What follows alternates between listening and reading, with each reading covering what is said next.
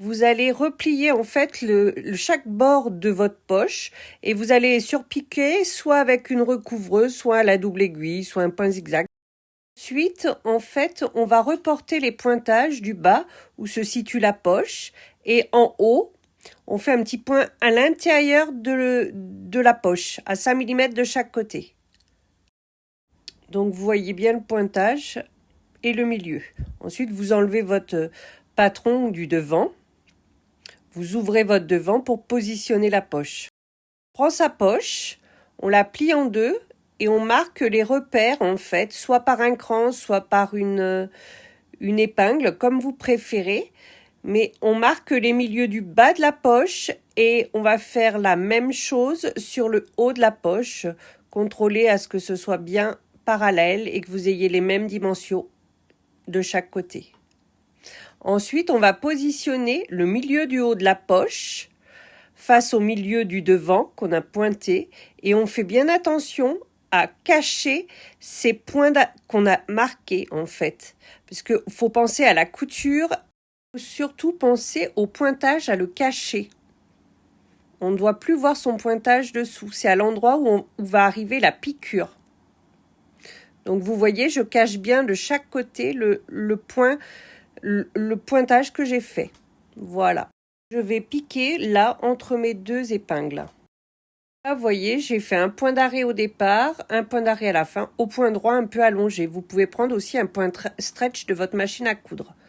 On coupe bien les fils et vous voyez qu'en rebasculant la poche sur le bas, que tout est bien face à face.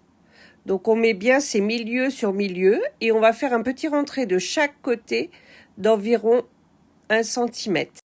Vous voyez, je vous montre, j'ai bien un petit rentré de 1 cm. Je mets le bas sur le cran du bas et je vais épingler comme ça, pour l'instant sur le dessus du vêtement.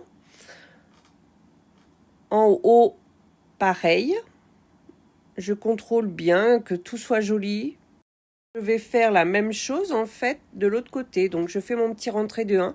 Je le positionne sur mon cran du bas. Comme ça, je suis sûre d'avoir une poche symétrique de chaque côté.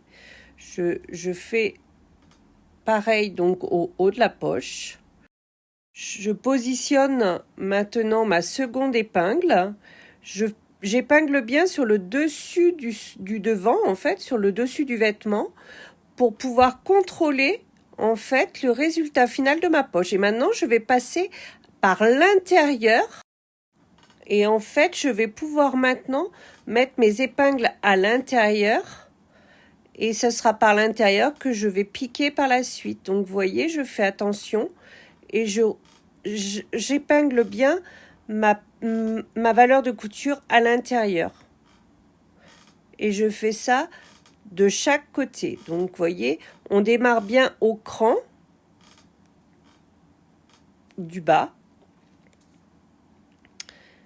Et je suis assez méticuleuse, je fais bien attention à avoir mon rentré de 1. Et je ressors légèrement l'épingle pour pouvoir en mettre une autre à l'intérieur correctement. Je positionne bien à plat ma poche. Voilà. Maintenant, je retire les épingles qui étaient sur l'endroit pour éviter les catas de piquage. Et je vais piquer en fait chaque côté de poche à l'intérieur. Maintenant, là, vous voyez, j'ai cousu en fait avec un point d'arrêt chaque côté. Voilà. Tout est chouette. Je positionne bien mes milieux sur mes milieux, je les épingle. Je regarde bien, ma poche est jolie. Vous voyez, aucune piqûre apparente.